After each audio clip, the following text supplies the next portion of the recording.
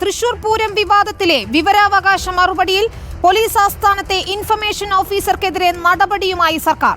DYSP MS സന്തോഷിനെ suspend ചെയ്യാൻ മുഖ്യമന്ത്രി ഉത്തരവിട്ടു. തൃശൂർ പൂരം സംബന്ധിച്ച അപേക്ഷയ്ക്ക് തെറ്റായ മറുപടി നൽകി സർക്കാരിനും പോലീസ് സേനയ്ക്കും കളങ്കമുണ്ടാക്കിയെന്നാണ് കണ്ടെത്തൽ.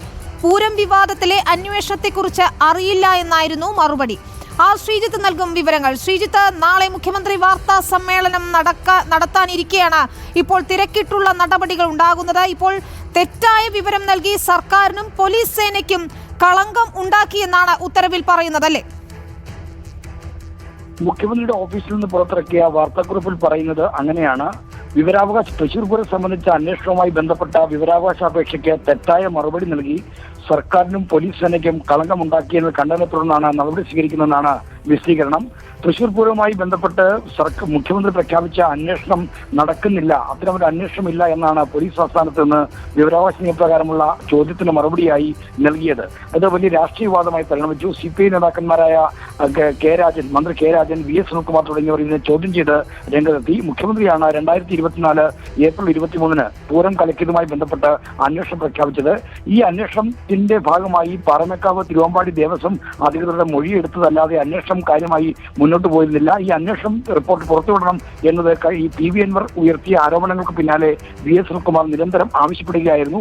അപ്പോൾ രാഷ്ട്രീയ വിവാദമായി മുന്നണിയുടെ മുന്നിലുണ്ടായിരുന്ന നിർണായകമായ വിഷയത്തിൽ പോലീസ് ആസ്ഥാനത്ത് നിന്ന് അന്വേഷണമില്ല എന്ന വിവരം നൽകിയത്. ഇത് ഞെട്ടിക്കുന്ന വിവരമാണ് എന്നാണ് VS സുനിൽകുമാർ രാവിലെ പ്രതികരിച്ചത്. അപ്പോൾ ഉണ്ടാക്കുന്ന പ്രത്യാഘാതങ്ങൾ കരുതിയാണ് ഇപ്പോൾ ഈ വിവരാവകാശ നിയമപ്രകാരം മറുപടി എടുക്കാൻ ചുമതലപ്പെട്ട ഉദ്യോഗസ്ഥനെ ഇപ്പോൾ അന്വേഷണ വിധേയമായി സസ്പെൻഡ് ചെയ്തിരിക്കുന്നത്.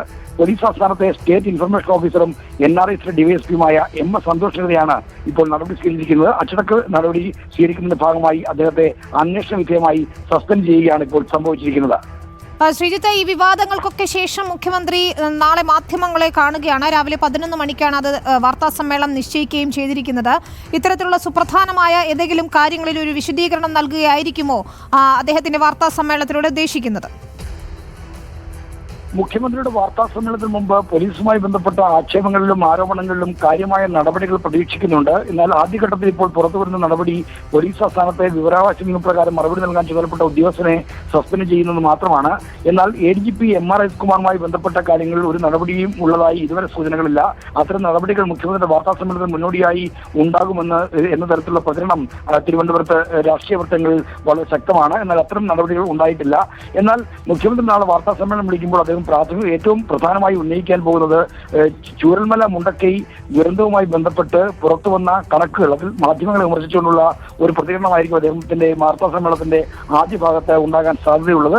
പിന്നീടായിരിക്കാം ഒരുപക്ഷെ PV അൻവർ ഉയർത്തിയ അദ്ദേഹത്തിന്റെ മുഖ്യമന്ത്രിക്കും മുഖ്യമന്ത്രി ഭരിക്കുന്ന ആഭ്യന്തര വകുപ്പിനും മുഖ്യമന്ത്രിയുടെ ഓഫീസിനുമെതിരായി ഉയർന്നു വന്ന ആക്ഷേപങ്ങളെ പറ്റിയുള്ള പ്രതികരണവും ഉണ്ടാകുമെന്ന് പ്രതീക്ഷിക്കുന്നു. എന്തായാലും തൃശൂർ പൂരം കലക്കിയതുമായി ബന്ധപ്പെട്ട അന്വേഷണവും കലങ്ങി മറിഞ്ഞിരിക്കുകയാണ്.